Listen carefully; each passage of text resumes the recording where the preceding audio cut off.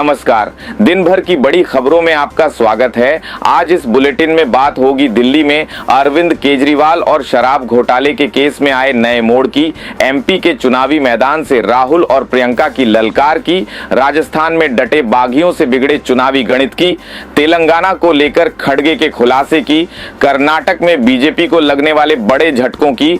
इसके साथ ही बात करेंगे बिहार में मुख्यमंत्री नीतीश कुमार के विवादित बयान पर पूर्व मुख्यमंत्री मांझी के साथ हुए झड़प के बीच उठे सियासी तूफान की और बुलेटिन के आखिर में बात एमपी एमएलए पर चल रहे मामलों को लेकर सुप्रीम कोर्ट के सख्त रुख की।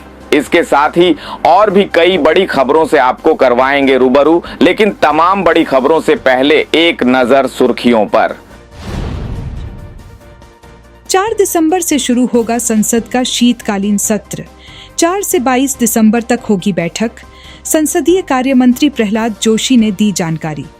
ईडी के सामने पेश हुए अभिषेक बनर्जी, बोले 6000 पन्नों का जवाब सौंपा। कहा मेरे पास छुपाने के लिए कुछ भी नहीं। बीजेपी हमसे लड़ने में सक्षम नहीं, इसलिए जांच एजेंसियों का इस्तेमाल कर रही है। सुप्रीम कोर्ट में हाई कोर्ट के 3 चीफ जस्टिस पदोन्नत। सुप्रीम कोर्ट में 34 हुई कुल जजों की संख्या, अब पूरी क्षमता से होगा काम। कोलेजियम की सिफारिश के बाद कानून मंत्री ने किया ऐलान। गिरावट के साथ बंद हुआ शेयर बाजार। सेंसेक्स 143 अंकों की गिरावट के साथ 64,832 पर हुआ बंद। निफ्टी 48 अंकों की गिरावट के साथ 19,395 के स्तर पर हुआ बंद। ये तो थी सुर्खियां और अब बात आज की सबसे बड़ी खबर की। 17 नवंबर को मध्य प्रदेश में विधानसभा की 230 सीटों पर मतदान है, जिसको लेकर कांग्रेस और बीजेपी ने अपनी पूरी ताकत लगा दी है। आज कांग्रेस की तरफ से एमपी में राहुल और प्रियंका ने मोर्चा संभाला। एमपी के अशोकनगर में राहुल ने एक और ऐलान करके बीजेपी की मुश्किलें बढ़ा दी है, तो वहीं प्रियंका की रैली में उमड़ी भीड़ ने बीजेपी की चिंता बढ़ा दी है। क्या है पूरी खबर, देखते हैं इस रिपोर्ट में। एमपी का सियासी पारा अपने उफान पर है।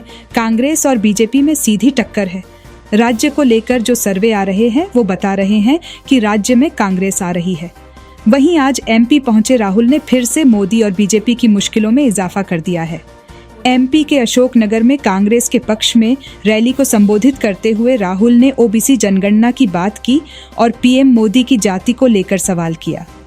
वहीं राहुल ने जबलपुर में रोड शो किया, जिसमें जबरदस्त भीड़ जुटी।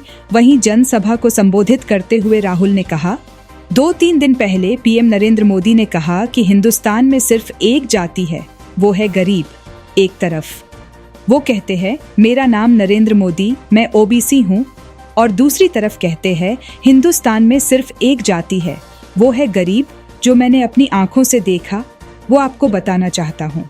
मैं लाखों युवाओं से मिला और जब मैंने उनसे पूछा था कि भैया आप बेरोजगार हो, आपकी जाति क्या है, तो वो मुझे कहते थे मैं ओबीसी हूँ, मैं दलित हूँ, मैं आदिवासी हूँ। राहुल गांधी यही नहीं रुके।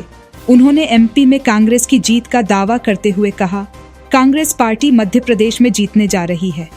पिछली बार भी मैंने आपसे वादा किया था कि किसानों का कर्ज माफ होगा और पहली कैबिनेट मीटिंग में कर्ज माफ हुआ, क्योंकि मैं झूठ नहीं बोलता, जो कहता हूँ कर डालता हूँ। इसी तरह मैंने मन बना लिया है, मध्य प्रदेश और हिंदुस्तान में जातिगत जनगणना होकर रहेंगी। वहीं आज कांग्रेस महासचिव प्रियंका गांधी ने मध्य प्रदेश के चित्रकूट और रीवा में विशाल जनसभा को संबोधित किया, जहां उन्होंने बीजेपी की शिवराज सरकार पर जमकर हमला बोला। उन्होंने कहा कि मध्य प्रदेश में बेरोजगारी, महंगाई और कुशासन का अंत होगा। मध्य प्रदेश में जनता की सरकार बनेगी, कांग्रेस की सरकार बनेगी। एमपी में एक बार फिर राहुल और प्रियंका ने अपनी जीत का दावा किया है। इधर राजस्थान में बाकी अपनी जीत का दावा कर रहे हैं। राजस्थान विधानसभा चुनाव में बाकी मैदान में डटे हुए हैं। नाम वापसी के आखिरी दिन इन बागियों को मनाने के लिए अमित शाह और नड्डा को मैदान में उतरना पड़ा, लेकिन इसमें ज्यादा कामयाबी नहीं मिली। तब कैसे ये बागी बिगाड़ रहे हैं बीजेपी का खेल, देखते हैं इस रिपोर्ट में। राजस्थान विधानसभा चुनाव को लेकर बीजेपी की पहली ही लिस्ट से बगावत के सुर उठने लगे थे, जो अंतिम सूची तक गूंजते रहे। हालांकि इन सबके बावजूद बीजेपी ने सिर्फ 2 सीटों पर ही उम्मीदवार बदले हैं, लेकिन जिन नेताओं ने बगावत के संकेत दिए उन्हें टिकट नहीं दिया। ऐसे में बीजेपी के 3 दर्जन बागी चुनाव मैदान में उतर चुके हैं। बागियों को मनाने के लिए पार्टी के राष्ट्रीय अध्यक्ष जेपी नड्डा और केंद्रीय गृह मंत्री अमित शाह भी मैदान में उतरे और नामांकन कर चुके नेताओं से सीधी बात की है। लेकिन कोई ज्यादा फायदा नहीं मिला। डिडवाना सीट पर पार्टी प्रत्याशी जितेंद्र सिंह जोधा के सामने पूर्व विधायक और पूर्व मंत्री यूनुस खान डटे हुए हैं। यूनुस खान भाजपा का प्रदेश में बड़ा मुस्लिम चेहरा थे। इसी तरह गुजरात से सटी सांचौर सीट पर भी बीजेपी के देवजी पटेल को बगावत का सामना करना पड़ रहा है। क्रिकेट के 2 प्रमुख दावेदार पूर्व विधायक जीवाराम चौधरी और पूर्व प्रत्याशी दानाराम चौधरी उनका खुलकर विरोध कर रहे हैं। दोनों एक हो गए हैं और जीवाराम चौधरी अब निर्दलीय चुनाव लड़ रहे हैं। इनका वहां के चौधरी समाज में अच्छा प्रभाव है। बयाना में भी बीजेपी के लिए राह आसान नहीं है। कोटा जिले की लाडपुरा सीट पर 3 बार से विधायक रहे भवानी सिंह राजावत भी पार्टी के लिए मुश्किलें खड़ी कर सकते हैं और उन्होंने भी नामांकन वापस नहीं लिया है। जयपुर जिले की 2 सीटें भी भाजपा के लिए परेशानी खड़ी कर सकती है। इनमें पहले कोटपूतली है, जहां पार्टी ने अपने प्रत्याशी मुकेश गोयल की जगह इस बार हंसराज पटेल को टिकट दिया है। जयपुर के झोटवाड़ा सीट पर जरूर बीजेपी को राहत मिली जब लोकसभा सांसद राज्यवर्धन सिंह राठौर को मिले टिकट के खिलाफ बगावत करने वाले राज्यपाल सिंह शेखावत ने अमित शाह से बात करने के बाद अपना नामांकन वापस ले लिया है। बागियों के हौसले बुलंद हैं। वहीं तेलंगाना में कांग्रेस के हौसलों में जोश है। तेलंगाना विधानसभा चुनाव में इस बार कांटे का मुकाबला है, जहां एक तरफ सत्ता पर काबिज बीआरएस कांग्रेस की मजबूती से डरी हुई नजर आ रही है, तो वहीं दूसरी तरफ बीजेपी चुनाव की रेस में पिछड़ती हुई दिखाई दे रही है। इसी के तहत कांग्रेस अध्यक्ष मल्लिकार्जुन खड़गे ने बीजेपी को लेकर बीआरएस स्तर पर तीखा हमला बोला है। तो क्या कहा है खड़गे ने, देखते हैं इस रिपोर्ट में। 5 राज्यों में होने वाले विधानसभा चुनाव को लेकर बीजेपी कांग्रेस के दिग्गज चुनावी राज्यों में एक बाद एक चुनावी सभा को संबोधित कर रहे हैं। इस दौरान बयानबाजियों का दौर भी थमने का नाम नहीं ले रहा है। इसी के तहत चुनाव प्रचार के सवाल पर कांग्रेस अध्यक्ष मल्लिकार्जुन खड़गे ने कहा कि PM Modi, Amit Shah, ED, CBI और आईटी बीजेपी के स्टार प्रचारक हैं। हमारी पार्टी से कोई एक नेता प्रचार करने जाता है तो बीजेपी की तरफ से सभी प्रचार करते हैं। जनता हमारे साथ है। लोग विदेश से अपना पैसा खर्च कर हमें वोट करने आ रही है। इतना ही नहीं, बीआरएस पार्टी को आड़े हाथों लेते हुए उन्होंने कहा कि तेलंगाना में हमारे लोग बीआरएस से ज्यादा मजबूत हैं। हमारी तुलना बीआरएस से नहीं हो सकती। बीआरएस का इतिहास क्या रहा है? हमारा इतिहास उठाकर देख लीजिए। हमारे कार्यकर्ता जमीन से जुड़े हैं और उन्होंने पार्टी को उठाने के लिए बहुत मेहनत भी की है। इसलिए हमारी तुलना बीआरएस से नहीं हो सकती है। बीआरएस एक पारिवारिक पार्टी है, व्यक्तिगत पार्टी है। कांग्रेस अध्यक्ष ने कहा कि हमें पूरा भरोसा है कि हम चुनाव जीतेंगे, क्योंकि हमारी पार्टी जमीन पर काम करती है। हमारी पार्टी बीआरएस की तरह 5 साल तक सोई नहीं रहती है। हम 5 साल में 365 दिन काम करते हैं। बीजेपी पर आरोप लगाते हुए मल्लिकार्जुन खड़गे ने कहा कि यह पार्टी बस चुनाव में व्यस्त रहती है, इसको जनता की कोई चिंता नहीं रहती है। मणिपुर में कितना कुछ हो गया, लेकिन पीएम मोदी खामोश रहे। मोदी जी कभी लोगों से नहीं मिलते, बीआरएस वाले भी नहीं मिलते। तेलंगाना में चुनाव जीतने पर सीएम कौन होगा? इस सवाल के जवाब में खड़गे ने कहा कि हमारी पार्टी में सब कुछ सोच विचार कर होता है। हमारी पार्टी एक सिस्टम है, हम उसी हिसाब से काम करते हैं। हम पार्टी के लिए लड़ते हैं, हम विचारधारा के लिए लड़ते हैं। जो हमें कमजोर समझता है, यह उसकी गलती है। खड़गे के तेवरों से बीजेपी की चिंता बढ़ गई है। चिंता में तो कर्नाटक बीजेपी भी है। कर्नाटक विधानसभा चुनावों के बाद बीजेपी और उसकी नई सहयोगी जेडीएस को अब बड़ा झटका लगने वाला है। दोनों ही दलों में बड़ी बगावत के संकेत मिले हैं और सिर्फ संकेत ही नहीं मिल रहे हैं, बल्कि बगावत का दिन भी तय हो गया है। और इसे लेकर कर्नाटक कांग्रेस के अध्यक्ष DK शिवकुमार ने बड़ा दावा किया है। तो क्या है कर्नाटक में कांग्रेस का प्लान, जिसे बीजेपी की उड़ गई है नींद? देखते हैं रिपोर्ट। बीजेपी और जेडीएस में बड़ी बगावत होने वाली है। बगावत का दिन और तारीख तय हो गए है। कर्नाटक कांग्रेस के अध्यक्ष और राज्य के deputy CM DK Shiv Kumar ने बड़ा दावा किया है और उन्होंने कहा कि बीजेपी और जेडीएस के कई बड़े नेता, जिसमें वर्तमान सांसद भी शामिल है, वो 15 नवंबर को कांग्रेस की सदस्यता लेंगे। और कौन कौन से नेता कांग्रेस में शामिल हो रहे हैं, इसका खुलासा एक दिन पहले यानी 14 नवंबर को किया जाएगा। इससे पहले राज्य के सीएम सिद्धारमैया ने भी दावा किया था कि बीजेपी और जेडीएस के 1 दर्जन से ज्यादा विधायक उनके संपर्क में हैं। हाईकमान जिस दिन हरी झंडी देगा, उसी दिन कर्नाटक में ऑपरेशन हस्त को अंजाम दिया जाएगा। सीएम सिद्धारमैया ने जो बात कही थी, लगता है अब उसका पूरा होने का वक्त आ गया है। देखिए, शिव कुमार के ऐलान के बाद बीजेपी और जेडीएस में हलचल मच गई है। जेडीएस नेता कुमारस्वामी ने अपने सभी विधेयकों से बात की और उनसे शपथ पत्र ले लिया। कुमारस्वामी ने दावा किया है कि उनका एक भी विधायक कांग्रेस में नहीं जाएगा।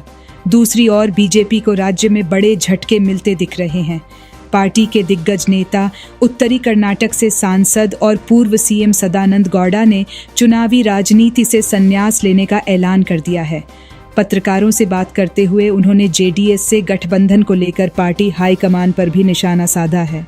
DV सदानंद गौड़ा ने कहा, बीजेपी और जेडीएस ने 2024 के लोकसभा चुनाव के लिए गठबंधन को लेकर पार्टी हाईकमान ने कर्नाटक के नेताओं से चर्चा नहीं की। DK शिव कुमार के ऐलान से बीजेपी परेशान है। वहीं बिहार में भी बीजेपी काफी परेशान है।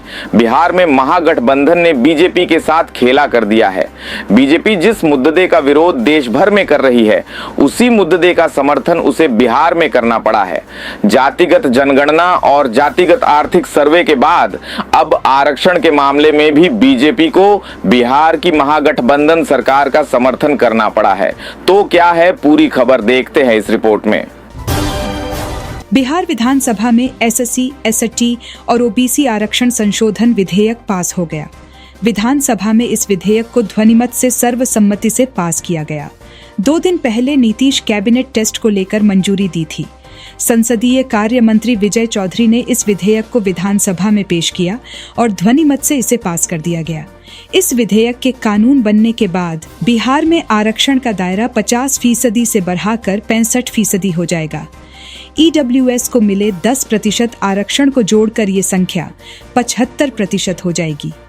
विधानसभा के बाद अभी से विधान परिषद से भी पास किया जाएगा और संभावना है कि वहां भी ये ध्वनिमत से पास हो जाएगा और उसके बाद राज्यपाल की मंजूरी मिलने के बाद यह कानून बन जाएगा। विधेयक में SC वर्ग का आरक्षण 16 से बढ़ाकर 20, ST का 1 से बढ़कर 2, EBC और OBC का 30 से बढ़ाकर 43, OBC महिलाओं का 3% और EWS का 30% होगा। इस तरह से कुल 75% आरक्षण का प्रावधान किया गया है। आरक्षण विधेयक को लेकर नीतीश कुमार ने कहा कि हम चाहते हैं कि केंद्र सरकार भी आरक्षण का दायरा बढ़ा दे। हम लोग चाहते हैं कि 65% आरक्षण को तत्काल लागू किया जाएगा। खास बात यह रही कि मुख्य विपक्षी दल बीजेपी को इस विधेयक का समर्थन करना पड़ गया। सदन में नीतीश कुमार ने जीतन राम मांझी के उस सवाल का भी जवाब दिया जिसमें मांझी ने जाति सर्वे पर ही सवाल खड़े कर दिए थे। नीतीश ने एक बार फिर अपने सियासी दांव से बीजेपी को मुश्किल में फंसा दिया है। मुश्किल में तो महुआ मोइत्रा भी फंसी नजर आ रही है। संसद में सवाल के बदले पैसे लेने के मामले में फंसी टीएमसी सांसद महुआ की मुश्किलें बढ़ गई हैं। एथिक्स कमेटी में आज महुआ को लेकर बड़ा फैसला किया है। तो क्या है फैसला? क्या संसद की एथिक्स कमेटी ने लिया है फैसला और क्या यहां पर महुआ की संसद सदस्यता चली जाएगी? देखते हैं इस रिपोर्ट में। टीएमसी सांसद महुआ मोइत्रा पैसे लेकर संसद में सवाल पूछने वाले मामले में मुश्किल में फंस गई है। उनकी संसद की सदस्यता ही संकट में फंसती दिखाई दे रही है। आज संसद की एथिक्स कमेटी ने इस मामले में चर्चा की। कमेटी की ओर से महुआ को संसद से निष्कासित करने की सिफारिश भी की गई थी, लेकिन कई सदस्य इस रिपोर्ट के खिलाफ थे, जिसके बाद एथिक्स कमेटी में सदस्यों के बीच वोटिंग भी कराई गई। कमेटी में 6 मेंबर्स ने महुआ को लोकसभा से निष्कासित करने के लिए वोट किया, जबकि 4 मेंबर्स ने इसके विपक्ष में वोट किया। कांग्रेस सांसद परनीत कौर ने भी रिपोर्ट के समर्थन में ही वोटिंग की। एथिक्स कमेटी में कुल 15 सदस्य हैं, जिसमें बीजेपी के साथ कांग्रेस के 3 और Basapa, Shiv Sena, YSR, Congress party, CPM और जेडीयू के एक सदस्य शामिल हैं। कमेटी के अध्यक्ष बीजेपी सांसद विनोद सोनकर हैं। अब एथिक्स कमेटी ये रिपोर्ट शुक्रवार 10 नवंबर को लोकसभा स्पीकर ओम बिरला को सौंपेगी। दावा किया जा रहा है कि कमेटी ने अपनी रिपोर्ट में महुआ मोइत्रा के आचरण पर सवाल खड़े किए हैं। उधर एथिक्स कमेटी की रिपोर्ट लीक होने पर महुआ मोइत्रा ने लोकसभा स्पीकर ओम बिरला को पत्र लिखकर शिकायत दर्ज कराई। महुआ ने कहा कि एक प्राइवेट न्यूज चैनल ने कमेटी की रिपोर्ट पब्लिश कर दी। ये लोकसभा के नियमों का उल्लंघन है। सबसे हैरानी वाली बात यह है कि जिस चैनल में ये खबर चल रही है वो अडानी ग्रुप का है। महुआ ने आगे बोला, मेरे खिलाफ उसी बिजनेसमैन पर पैसे के बदले सवाल पूछने का आरोप लगा है। वहीं बिजनेसमैन एथिक्स कमेटी की गोपनीय दस्तावेजों को एक्सेस कर रहा है। और बुलेटिन के आखिर में बात सुप्रीम कोर्ट की। सुप्रीम कोर्ट ने आज सांसदों और विधेयकों के खिलाफ क्रिमिनल केस पर जल्द फैसला देने वाली याचिका पर सुनवाई की। सीजेआई डीवाई चंद्रचूड़ की अध्यक्षता वाली पीठ ने हाईकोर्ट और निचली अदालतों को कई निर्देश जारी किए। तो क्या कहा है सीजेआई ने, देखते हैं इस रिपोर्ट में। सीजेआई डीवाई चंद्रचूड़ ने सांसदों और विधेयकों के खिलाफ लंबे समय से लटके मामलों को लेकर सख्त टिप्पणी की है। एक मामले की सुनवाई करते हुए सीजेआई ने कहा, जितनी भी लंबित मामले हैं उनके बारे में पता किया जाए कि आखिर वो क्यों लंबित है और इन पर फैसला देने में क्यों देरी हो रही है, क्यों तेजी से सुनवाई नहीं हो पा रही है, जांच में कहां रुकावट है। सीजेआई ने कहा कि जो भी रुकावटें हैं उनको दूर करने के लिए अदालत अपने स्तर पर क्या कदम उठा सकती है जिससे मामलों का जल्द निपटारा हो सके। उन्होंने कहा कि ऐसे मामलों के लिए हाईकोर्ट में एक स्पेशल बेंच गठित की जाए। साथ ही निचली अदालतें सांसदों विधेयकों के खिलाफ लंबित आपराधिक मामलों की निगरानी के लिए स्वतः संज्ञान लें। कोर्ट ने कहा कि इस तरह के केस में निचली अदालतों को एक जैसा दिशा निर्देश देना मुश्किल होगा। हाईकोर्ट एमपी एमएलए के खिलाफ आपराधिक मामलों की निगरानी के लिए एक विशेष पीठ का गठन करेंगे, जिसकी अध्यक्षता या तो चीफ जस्टिस करेंगे या चीफ जस्टिस की तरफ से नामित पीठ करेगी। हाई कोर्ट क्रिमिनल केस में सांसदों के खिलाफ केसों की स्थिति पर रिपोर्ट के लिए विशेष निचली अदालतों को बुला सकते हैं।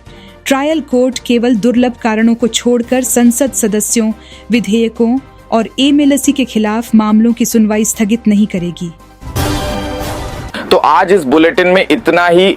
दिन भर की सभी बड़ी खबरों के लिए आरटीवी न्यूज चैनल को सब्सक्राइब कर लें, वीडियो को लाइक और शेयर भी जरूर कर दें। धन्यवाद।